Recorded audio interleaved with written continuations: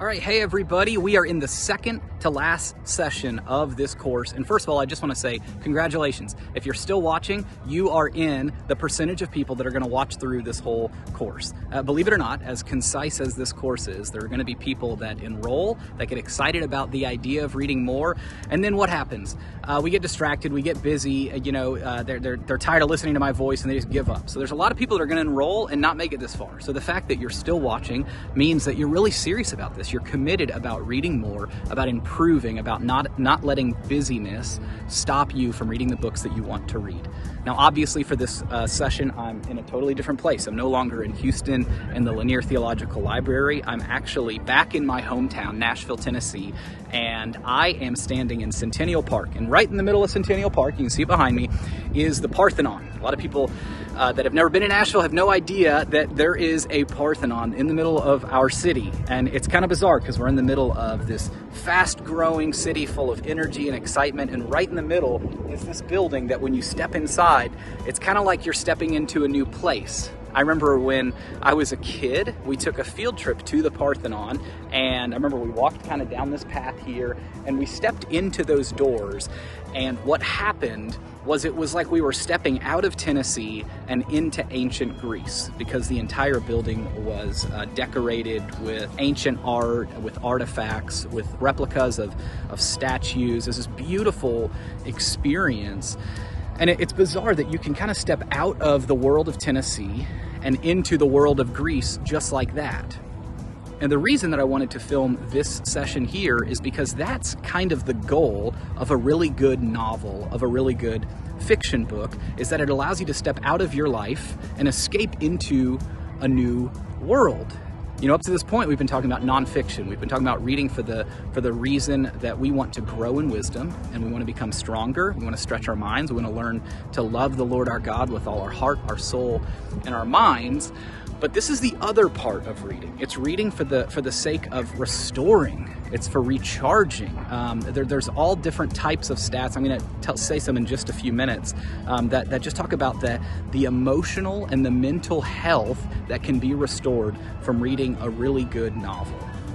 I don't know if you know what the most popular movies in the world are. What are the movies? What's the genre that every time one of these comes out, it makes millions and millions of dollars all over the world? It's what? Superhero movies, right? Because we love, as people, we love to watch these stories of extraordinary people who have these unbelievable powers, who have these miraculous skills and abilities, and it allows us to escape out of kind of our ordinary world and into this exciting story. I don't know if you know the most popular genre of fiction books, but it is actually romance novels. Romance novels every single year outsell every other genre of books in America. And why is that? I don't know. I don't ever read them. No, I do not read them, but I do know why people are so drawn to these stories, especially women. It's because they read them to escape into a beautiful romance story of boy meets girl, they fall in love, and they get to capture this beautiful story. That's why Hallmark Christmas movies dominate your TVs every Christmas season. Why is that? It's because we want to escape into a new story. That's what a good fiction book can do. That's what it can be for you. Because the truth is, your life is busy. You face tension and you face conflict every single day. And reading a great book can actually help you to restore, can help you to refresh, can help you to escape out of that temporarily so that you can be recharged. Reading a really good novel can emotionally help you so much more than your next Netflix episode.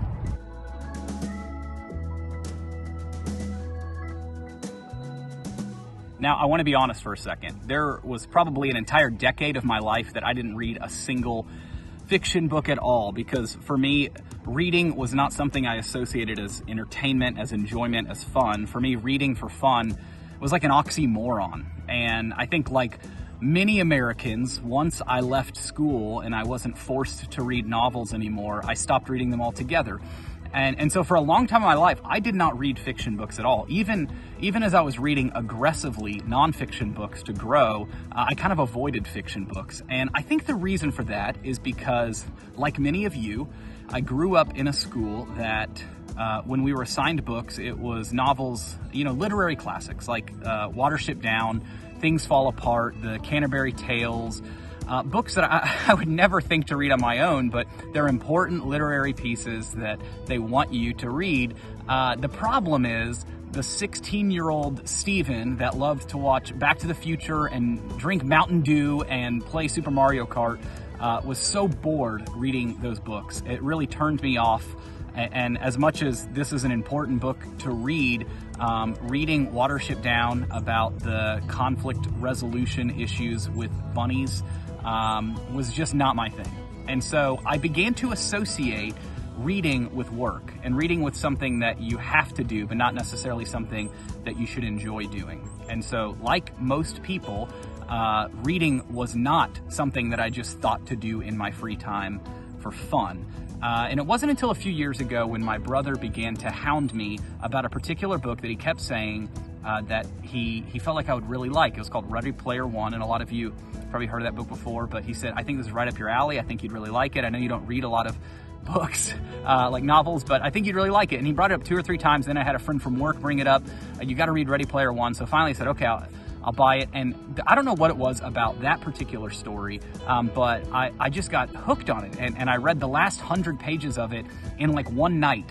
I'd never done that before. I stayed up and instead of falling asleep in my bed, I sat up and I read the last part of the book until like 2 a.m. It was crazy. And I don't think there was anything magical about Ready Player One. I don't think that it was like God used that book to open my eyes. I think it was just I finally found my genre. I finally found the kind of book that I really liked to read. And for the longest time, when I thought of reading, I just was reading the wrong stuff. I wasn't reading the stuff that really connected with me. And so if you're like that, if you're somebody that just doesn't like to read a lot for fun, if you don't read much fiction, you just need to find the right books for you. Because once I did start to read more for the sake of enjoyment, I discovered just how much it really does refresh me. One study by a news outlet in the UK found that reading actually relieves more stress than walking, listening to music, or drinking a cup of calming tea.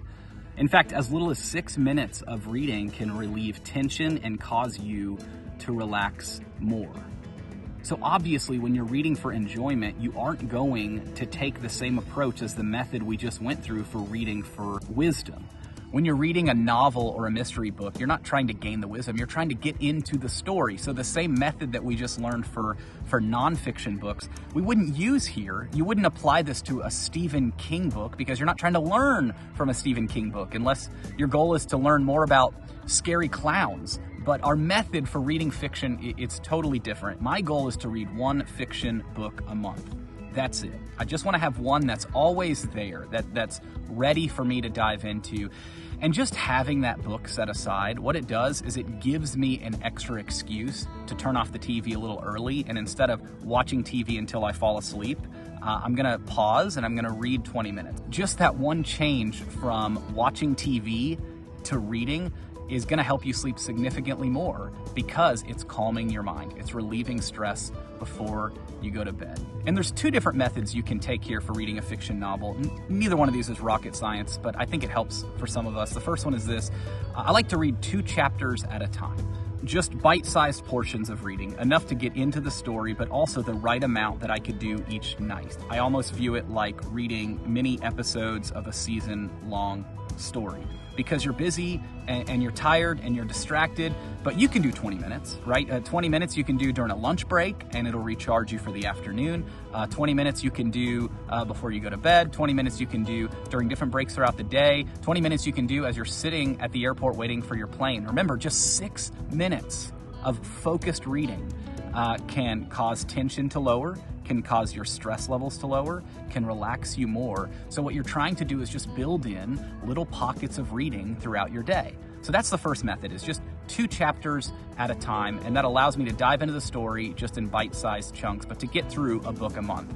The second strategy is almost the exact opposite, is a binge reading. And what I mean by that is I like to read the entire book in just a few days. And obviously there's only certain times of the year that I can do this. I usually do this when I'm either traveling and I know I'm going to be on a plane for a few hours there and back, or if I go on a trip like a vacation, where my goal every time I go on vacation is to take a fiction book and a nonfiction book, because I always want to challenge my mind. I want to grow, but I also want to recharge my mind at the same time. You need both. A few months ago, my wife and I went on a vacation to San Diego, and we did something fun. We kind of created a little book club in there. And it's going to sound dorky to some of you, I get it, that's totally fine. But a week before the trip, we thought it'd be fun to go to a local bookstore here in Nashville and to get 2 copies of the same mystery novel. We got a book called Layover by David Bell. We'd never read it before. We thought it looked kind of interesting, and we just started to read it about a week before the trip, just a little bit. And then on the trip, on the plane, we read it.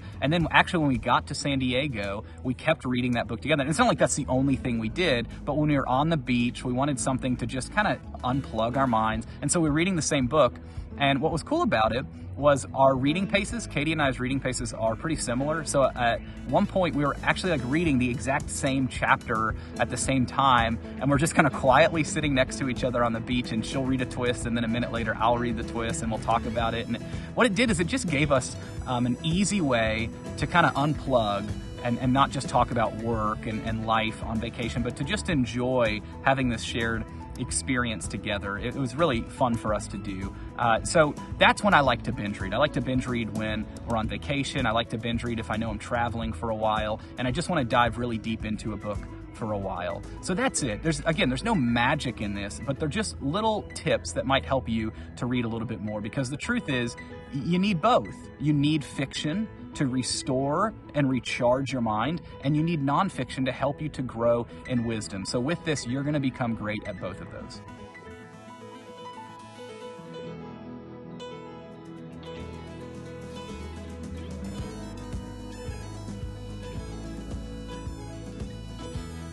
Okay, in our final session in just a minute, what I'm going to do is I'm going to end this course by helping you to come up with your own reading blueprint, your own reading goal. Where do you go from here? Now, some of you may feel like you don't need it. I get it. I know where to go from here. But if you write down a goal, if you actually write down a plan instead of just have it in your head, you are over 50% more likely to actually complete it. So if you're serious about this, if this is something that you want to get better at, you want to read more this year, then let's just take a few more minutes together and we're going to come up with your custom reading plan. Let's wrap this up.